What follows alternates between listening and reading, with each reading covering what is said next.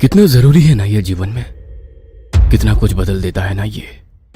आपके जीने का ढंग, आपके सपनों का रंग, सब कुछ पैसों पर डिपेंडेंट है। पैसा इम्पॉसिबल को भी पॉसिबल करने की ताकत रखता है, लेकिन हमेशा नहीं। कभी कभी कागज के इन टुकड़ों की संख्या भले ही लाखों करोड़ों में हो, लेकिन उसकी वैल्यू 0 होती है। शहर के सबसे महंगे और अत्याधुनिक हॉस्पिटल के बेड नंबर 13 पर पिछले 5 दिन से बेसूद पड़ा हुआ है करोड़पति बिल्डर विक्रांत सिंघानिया का 20 साल का बेटा ध्रुव सिंघानिया। ध्रुव के मुंह पर ऑक्सीजन का मास्क लगा हुआ है, बगल ही ऑक्सीजन का सिलेंडर भी है, साथ ही स्लाइन की बोतल की सुई उसकी दाईं हाथ के नस में लगी हुई है, जिससे धीरे धीरे कर मेडिसिन उसके शरीर में जा रही है। उसके सिर के थोड़ा ऊपर एक छोटा सा मॉनिटर लगा हुआ है, जिस पर आड़ी टेढ़ी रेखाएं चल रही है और ये बता रही हैं कि ध्रुव की सांसें चल रही है। कितना अजीब है ना ये। एक निर्जीव मॉनिटर इंसान के जिंदा होने की बात कहता है। रात के यही कोई 1:30 बज रहे हैं। अस्पताल में पूरी तरह सन्नाटा है।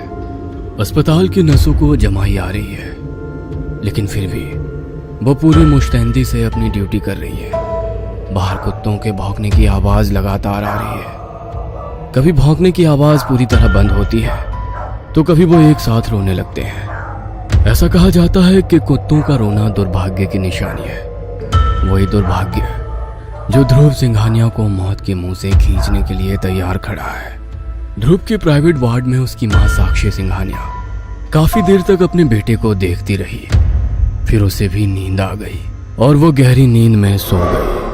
ध्रुव, उठ जा तू, क्यों सो रहा है? उठ। ध्रुव के कानों से ये आवाजें टकरा रही है, लेकिन आवाज कौन दे रहा है वो नहीं दिखता है। आवाज भी साधारण नहीं है, बहुत बुलंद और डरावनी सी है। वो भयानक आवाज ठहर ठहर कर आ रही है। उठ जा ध्रुव, उठ। सुन जो मैं कह रहा हूं कर, उठ। ध्रुव के पलकों पर हल्की हलचल होती है। उसकी आंखें थोड़ी सी खुलती है। वो किसी को अपने सामने देखता है जो बहुत ही विशालकाय है, लेकिन उसका चेहरा वो नहीं देख पाता क्योंकि वो चेहरा पूरी तरह धुंधला है। उठ, अपनी नसों से ये स्लाइन की पाइप निकाल अपनी नसों में चुभा हुआ ये नुकीला इंजेक्शन। ध्रुव किसी सम्मोहित शख्स की तरह उस आवाज को सुनता है और फिर जोर से चीखकर अपने नसों में चुभे इंजेक्शन को एक झटके में निकाल फेंकता है। ध्रुव जोर से चीखता है। खून की तेज धार उसके हाथ से निकलकर नीचे जमीन पर और कुछ बेड पर गिरने लगती है।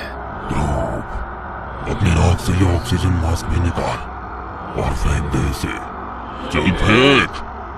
ध्रुव उस रहस्यमयी आवाज को फॉलो करता है और अपने मास्क को निकाल देता है। कुछ ही सेकंड में वह अस्पताल के बिस्तर पर किसी पर कटे पंछी की तरह तड़पने लगता है। कुछ सेकंड में वो उस तरह तड़पता रहता है और फिर बिल्कुल शांत हो जाता है। ऐसा लगता है कि सब कुछ खत्म हो गया है, लेकिन सब खत्म नहीं हुआ था। अभी तो शुरुआत हुई थी, एक भयानक शुरुआत। ध्रुव, नर्स, डॉक्टर। साक्षी सिंघानिया जोर से चीखते हुए बदहवास सी बाहर की ओर भागती है। नर्स, डॉक्टर, वो ध्रुव अपने बेड पर नहीं है। साक्षी की बातों को सुनकर अस्पताल का पूरा स्टाफ सकते में आ जाता है कि तभी 3-4 नर्सें जो 4थी मंजिल पर ड्यूटी में थी वो भागती और चिल्लाते हुए नीचे आती हैं। कोई कुछ समझ नहीं पाता। तभी एक ऐसे दृश्य पर सभी की नजरें गई जिसे देखकर सभी के दिल की धड़कन इतनी तेज हो गई कि वो साफ साफ एक दूसरे को सुनाई देने लगी। ध्रुव बेटा, ध्रुव बेटा। ध्रुव सिंघानिया नर्सों के पीछे सीढ़ियों से उतरता हुआ आ रहा था। उसका शरीर पूरी तरह उल्टा था। हाथ और पैर दोनों के सहारे उतरता हुआ वो काफी भयानक लग रहा था। वो अजीब तरह से गुर्रा भी रहा था। अचानक उसने कई सीढ़ियां ऊपर से ही जोरों की छलांग लगाई और वो नीचे की ओर सिर के बल गिर पड़ा। सिर के जमीन पर टकराने से पूरा सिर भी लहूलुहान हो गया। दर्द के मारे ध्रुव जमीन पर छटपटा रहा था और गोल गोल एक सर्किल में घूम रहा था, जिसके कारण एक लाल रंग का पूरा वृत्त उसके चारों ओर बन गया था। अस्पताल का सारा स्टाफ ये भयानक मंजर देख रहा था। सभी के चेहरे पीले पड़े हुए थे। साक्षी सिंघानिया अपने बेटे को दर्द से छटपटाता देख रही थी और लगातार चिल्लाए जा रही थी। ध्रुव, ध्रुव बेटा, ध्रुव, ध्रुव बेटा। कुछ देर बाद ध्रुव सिंघानिया फिर से अचेत हो गया। यार थोड़ी धीरे चला ले कार, मुझे स्पीड से डर लगता है। तो भी ना नंदिनी, अरे जिंदगी स्पीड का नाम है। स्पीड से सब कुछ हासिल किया जा सकता है, नहीं तो पीछे रह जाओगी। तेरी बात तो एकदम सही है ब्रो, स्पीड के बिना भी क्या जिंदगी। आई ऑल्सो अग्री यार, पर इस नंदिनी को कौन समझाए। पता नहीं ये इतनी थकेली बातें क्यों करती रहती है। ओए, इसमें थकेली वाली कोई बात नहीं है। मुझे स्पीड पसंद नहीं। कुछ ऊंच नीच हो गई तो क्या, इस डर से जिंदगी का मजा लेना छोड़ दे। एक ही जिंदगी मिली है रे नंदिनी, उसे भी डर के गुजार दे। No, this is not Dhruv Singhania style, got it. अपने बर्थडे पर मिली लेटेस्ट और सबसे महंगी कार में ध्रुव अपने बेस्ट फ्रेंड अभय, दिव्यांका और नंदिनी के साथ पार्टी करने जा रहा था। शहर के हाईवे से फुल स्पीड से गुजरती हुई उसकी कार सब कुछ पीछे छोड़ती हुई आगे बढ़ती जा रही थी। यार ध्रुव, तेरा बर्थडे हर बार स्पेशल होता है। I mean, हमेशा यूनिक, लेकिन इस बार तेरा समझ नहीं आ रहा है। कहाँ जा रहे हैं हम लोग? हाँ यार, ये बात तो मेरे भी दिमाग में चल रही है। तुमने खाना पीना भी सारा पैक कर लिया है, कहीं पिकनिक का सीन है क्या? हाँ, पिकनिक ही समझ ले। यह कहते हुए ध्रुव ने कार के ब्रेक पर पैर लगाते हुए गाड़ी को एक कच्चे रास्ते पर मोड़ लिया। वो रास्ता घने जंगलों से घिरा हुआ था। वाह ध्रुव, क्या मस्त जगह है यार। तेरा दोस्त ही मस्त है। हाँ, रवीना टंडन की तरह। नंदिनी ने मुस्कुराते हुए ध्रुव की ओर देखा। उसके बाद उसने ध्रुव को इशारा किया कि वो कार की सनरूफ खोल दे। ध्रुव के बटन दबाते ही सनरूफ खुल गया और फिर नंदिनी खड़ी होकर खुली हवा के साथ बाहर का नजारा देखने लगी। उसके बाल तेज हवा के झोंके से उड़े जा रहे थे। लव्ड इट यार, रियली लव्ड इट। तेरा ये बर्थडे लगता है बहुत ही यादगार होने वाला है। कोशिश तो पूरी है नंदिनी। कुछ दूर जाकर ध्रुव ने अपनी कार एक लेक के किनारे रोक दी और पूरे स्टाइल में बोला, तो गाइज, ये है आज का मेरा बर्थडे स्पॉट। इतना शानदार नजारा, नेचर के पास और सामने ये लेक, ये तो सच में हेवन है यार। सारे दोस्त कार से बाहर निकलते हैं। सभी नेचर को फुल एंजॉय कर रहे थे। दोस्तों, तुम लोगों के चेहरे बता रहे हैं कि ये जगह सभी को बहुत पसंद आई है। ऑब्वियसली यार। तुम लोग सोच रहे होगे कि हमेशा 7 या 5 स्टार में बर्थडे की पार्टी देने वाले ध्रुव सिंघानिया को इस बार क्या सूझी कि वो जंगल में आ गया। हाँ, सोच तो रही हूँ, लेकिन ये जगह इतनी अच्छी है कि क्या ही कहूँ। दोस्तों, पापा ने ये जगह खरीद ली है। हम यहाँ एक रिजॉर्ट बना रहे हैं, एक शानदार रिजॉर्ट जो शहर की भीड़ भाड़ से दूर तो होगा ही, यहाँ का एक्सपीरियंस ऐसा होगा कि यहाँ आने वाला बार बार यहाँ ही आना चाहेगा। तेरा बिजनेस माइंड हमेशा चलता रहता है। वैसे ही सही है यार, शहरों में तो आजकल वही शोर शराबा और पोल्यूशन है। यहाँ कम से कम शांति और सुकून तो होगा। शांति? ओए, यहाँ शांति भी होगी और शोर भी होगा। भाई, शोर तो इधर मेरे पेट में भी हो रहा है, चूहों के भागने का। सच में यार, जोरों की भूख लगी है। ध्रुव के दोस्तों ने कार की डिक्की में रखी बियर की पेटी और पैक्ड फूड निकाला और फिर बैठने के लिए जगह तलाशने लगे। तभी उनकी नजर एक पेड़ पर गई। वो पेड़ आम पेड़ की तरह नहीं था, वह बिल्कुल ही अलग था। वे सभी उस पेड़ की ओर बढ़े। यार, ये पेड़ कुछ अलग नहीं है। ऊपर से तो ये पूरी तरह हरा भरा है और नीचे सूखा। ऐसा कैसे हो सकता है? किसी और पेड़ के नीचे बैठे? तू भी ना नंदिनी, इतना दिमाग लगाती है इन सब चीजों में। इसी पेड़ के नीचे बैठ जाए तो क्या आफत आ जाएगी। सुन, अभी तो भूख लगी है, पहले खाते हैं फिर पीते हैं, उसके बाद टेंट लगाएंगे। रात को यहीं रुकना है। ओके बर्थडे बॉय, तुम्हारा हुक्म सर आँखों पर। नंदिनी ने ये बात इस अंदाज में कही कि सभी हंस पड़े। वे सभी उस रहस्यमयी पेड़ के नीचे बैठ गए। खाने का पैकेट फूड निकाला गया जिसमें चिकन और मटन के कई सारे आइटम्स और बियर की पेटी थी। केक भी निकाला गया। वे सभी केक काटने की तैयारी करने ही वाले थे, लेकिन तभी कुछ ऐसा हुआ जिसे देख सभी शॉक्ड रह गए। अचानक से वहां तेज आंधी चलने लगी, बहुत तेज। अरे, इस मौसम को क्या हुआ? अभी तो एकदम क्लियर था सब कुछ, और अभी ये आंधी। चले जाओ, चले जाओ, तुम सब लोग यहाँ से चले जाओ। ये मेरा घर है, यहाँ मांस मदिरा नहीं चलता। चले जाओ तुम लोग, वरना अंजाम बहुत बुरा होगा। यार ये कैसी आवाज है, इतनी भयानक। मुझे तो डर लग रहा है। कैसी आवाज दिव्यांका? तुम लोगों ने वो आवाज नहीं सुनी क्या? आवाज? कौन सी आवाज? अरे यार, अभी मुझे लगा कि कोई मुझसे कह रहा है कि चले जाओ यहाँ से। तुम सब लोग यहाँ से चले जाओ, ये मेरा घर है, यहाँ मांस मदिरा नहीं चलता। चले जाओ तुम लोग, वरना अंजाम बहुत बुरा होगा। अभी हमने बियर पी भी नहीं और तुझे चढ़ गई। यार यहाँ हम 4 लोग हैं और तुझे ही वो आवाज सुनाई दी। तुम लोग मेरा यकीन करो, कोई मुझसे ये कह रहा था यार। हाँ यार, कुछ तो गड़बड़ है। ओए स्टूपिड, बर्थडे आज मेरा, पार्टी कैंसिल करने नहीं आया हूँ यहाँ, पार्टी ऑल नाइट करने आया हूँ। और क्या? पर यार, ओए तू अपने पर की बत्ती बना और उसे जला ले, क्योंकि रात होने वाली है। अभय की बात को सुनकर सभी हंस पड़े। उसके बाद सभी दोस्तों ने केक निकाला। केक के ऊपर बहुत ही खूबसूरत से लिखा हुआ था हैप्पी बर्थडे ध्रुव। यार दिव्यांका जरा माचिस पास करना, मोमबत्ती तो जला दूं। दिव्यांका ने नंदिनी को माचिस दी। नंदिनी माचिस जलाने की कोशिश करने लगी, लेकिन माचिस की तिल्ली जैसे ही चलती, अचानक से तेज हवा चलने लगती और वो बुझ जाती। कई कोशिशों के बावजूद भी वो तीली नहीं जली। बड़ा अजीब है यार, जैसे ही तीली जलती है तेज हवा चलने लगती है और तीली बुझ जाती है। तीली के बुझते ही हवा भी रुक जाती है, फिर तीली जलाती हूँ तो फिर से हवा चलने लगती है। नंदिनी की बातों को सुनकर ध्रुव ने अपनी जेब से लाइटर निकाली और नंदिनी से कहा, स्टूपिड, दिमाग से काम ले, अब नहीं बुझेगा। नंदिनी ने लाइटर जलाई, लेकिन फिर से तेज हवा चलने लगी। उसने बहुत कोशिश की कि वो नहीं बुझे, लेकिन ये हो नहीं सका। और सबसे बड़ी आश्चर्य की बात ये कि उसके बाद लाइटर जली ही नहीं। नंदिनी ने लाइटर ध्रुव को वापस कर दी। उसने उसे शर्ट की जेब में रख लिया। लगता है इस बर्थडे पर बिना मोमबत्ती जलाए ही केक काटना होगा। कोई नहीं, गाना तो गा सकते हैं।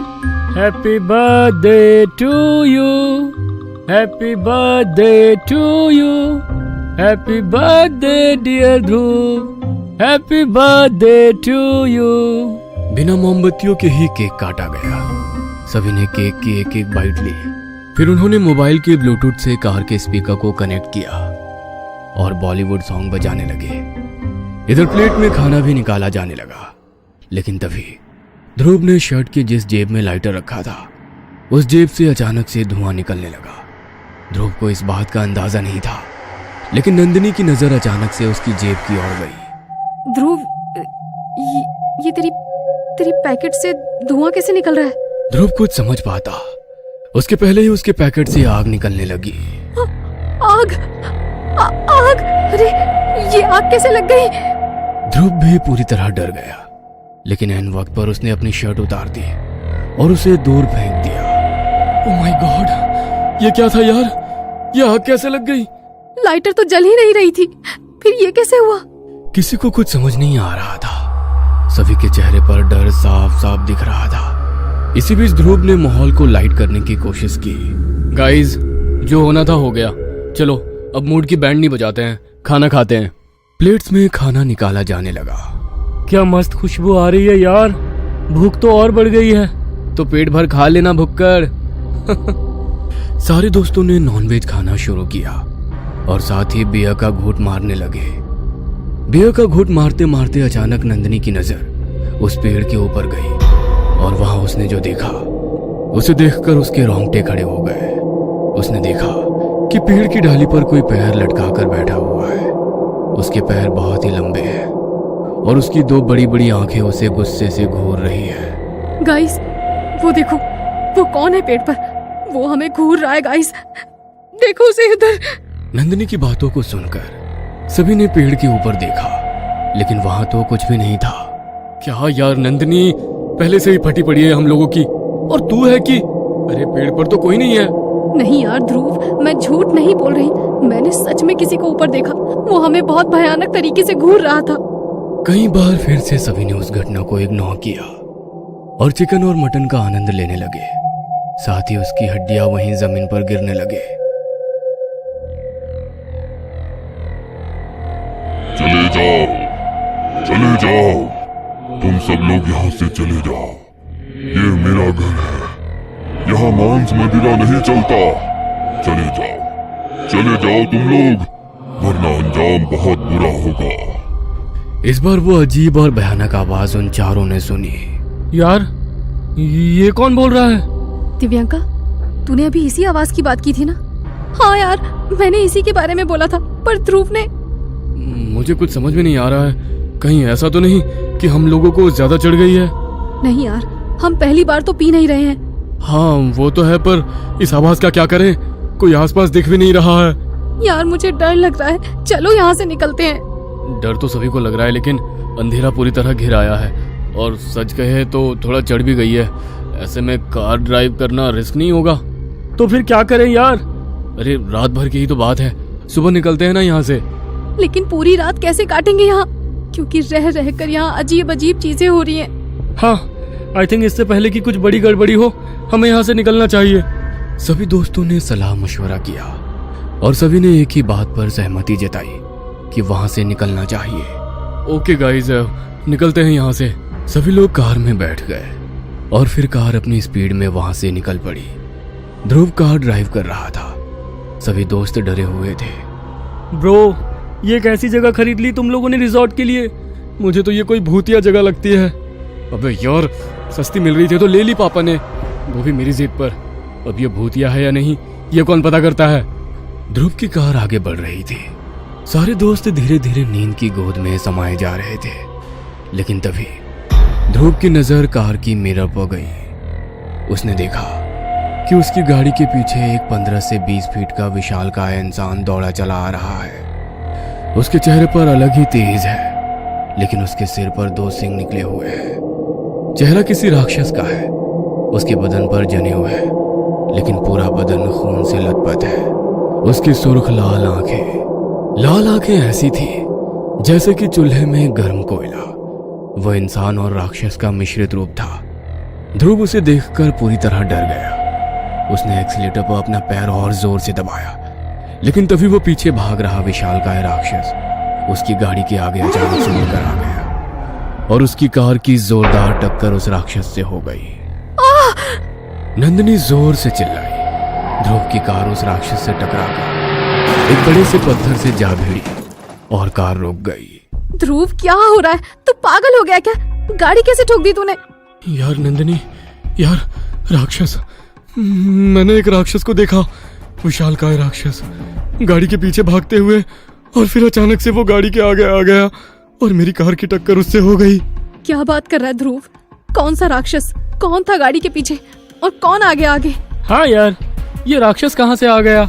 अब राक्षस कहाँ होते हैं? राक्षस तो सैकड़ों साल पहले होते थे ना। यार मेरा यकीन करो, बहुत ही भयानक था वो।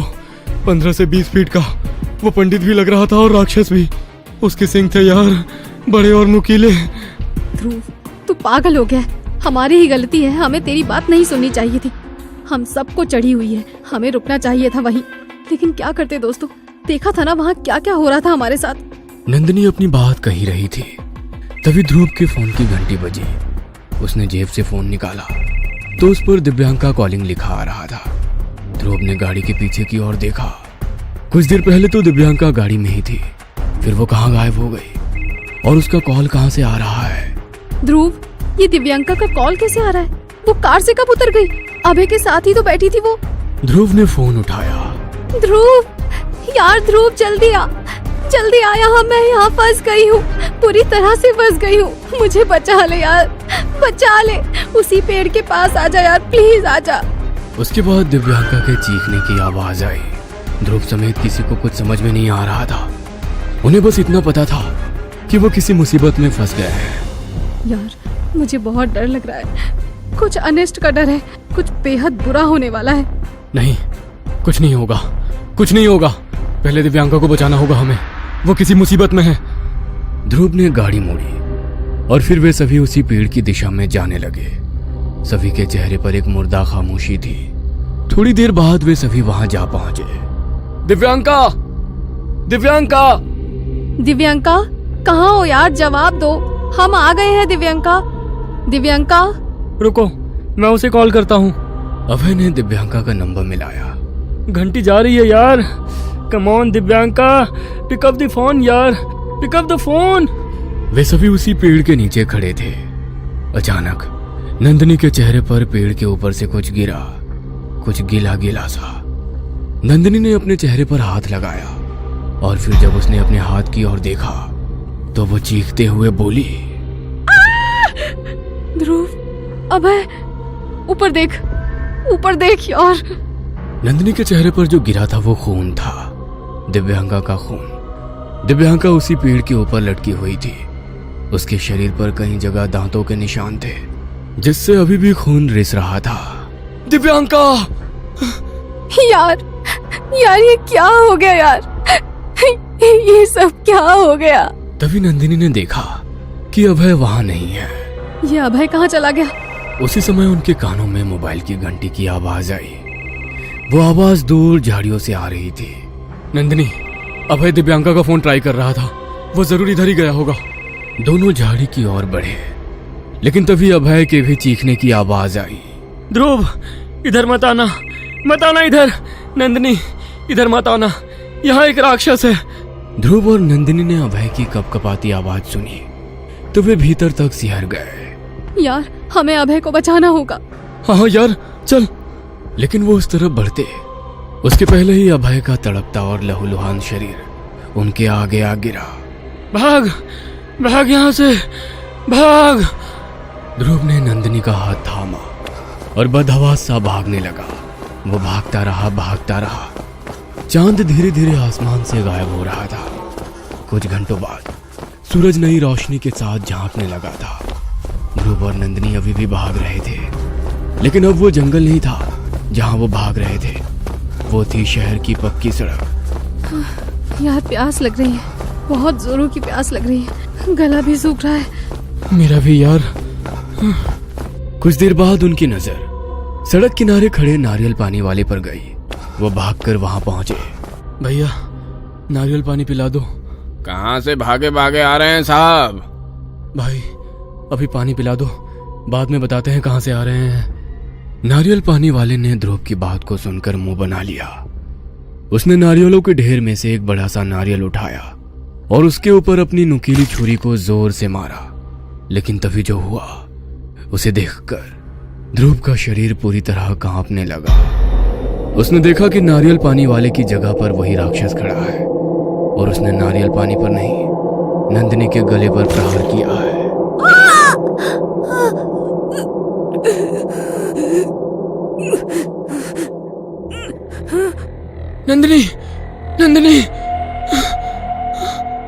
नंदिनी का गला कटकर उसी समय वहां जमीन पर गिर पड़ा।